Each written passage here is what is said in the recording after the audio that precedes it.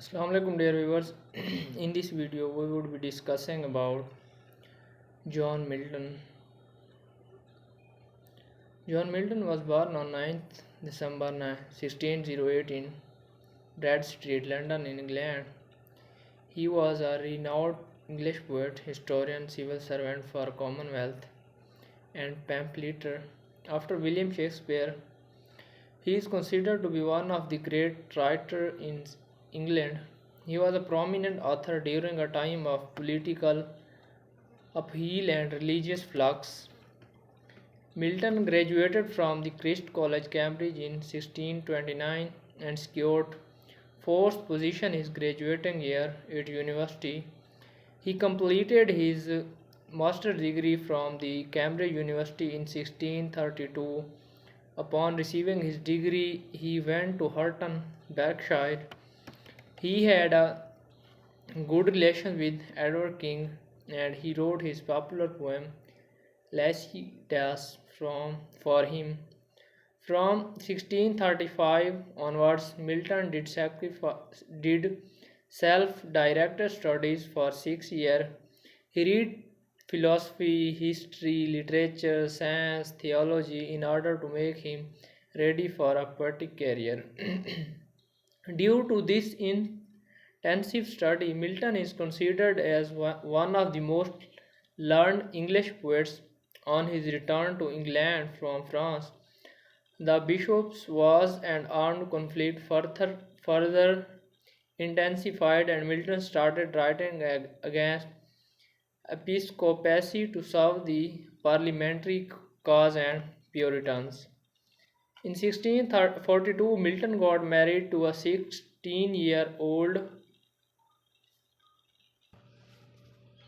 In 1642, Milton got married to a 16-year-old girl, Mary Paul. However, she left him due to financial issues. During his mid-30s, Milton's eyes had gradually deteriorated and he became blind in 1652. A widower and blind, Milton got married again to Catherine Woodcock in 1656, but she passed away soon. Then he married a third time to Elizabeth Manshall in 1662. Milton died in November 1634 and was buried at St. Giles, Cripplegate Church. John Milton's work most composed his great piece of work Paradise Lost as a blind poet during the period 1658 up to 1664. Several critics are of the view that his poem reflects the personal despair of Milton due to the failure of revolution. In 1671, Milton published Paradise Regained, a sequel to Paradise Lost.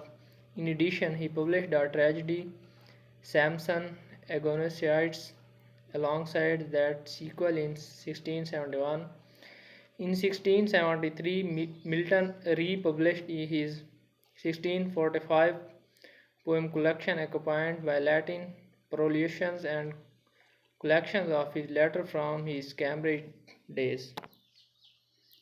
In his prose works, he advocated for the abolition of the Church in England and the execution of King Charles I. After the restoration of King Charles II in 1660, he spotted in his work a political philosophy which opposed tyranny and religion, that is, state sector, and he derived his philosophy from an English civil wars.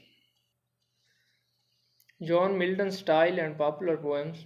Since Milton was famous for his unique style of blank verse and sonnets, he won the praise of the Romantic poets for his skills. However, they did not accept his religious views. William Wordsworth opened his popular sonnet with Milton, thou should be first, leaving it his whore. John Keats was also a admirer of Miltonic verse and advocated that Miltonic verse cannot be written but in an artful or rather artistic humor. Keats also felt that his epic poem Hyperion was filled with several Miltonic inversions. During that time, poetic blank verse was thought to be a unique form of poetry rather than in drama verse.